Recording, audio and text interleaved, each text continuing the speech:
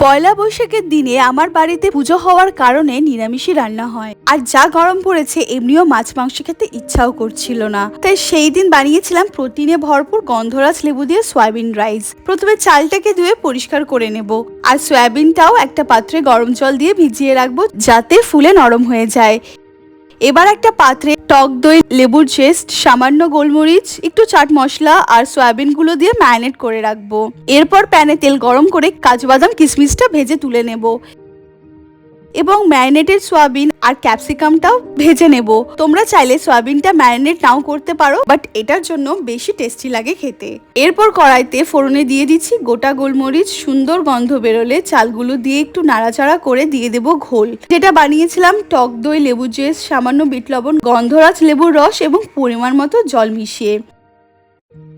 আর যোগ করছি চিনি স্বাদটা ব্যালেন্স করার জন্য। গোলমরিচ গুঁড়ো আর ঢেকে সেদ্ধ হতে দেব।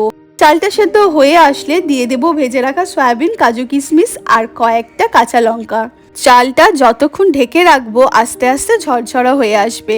সবশেষে গ্যাসটা অফ করে ছড়িয়ে দেব গন্ধরাজ লেবুর রস আর ফ্রেশ গন্ধরাজ লেবুর পাতা দিয়ে ঢেকে রাখলেই তৈরি আমাদের গরম দিনের অসাধারণ গন্ধরাজ সয়া পোলাও।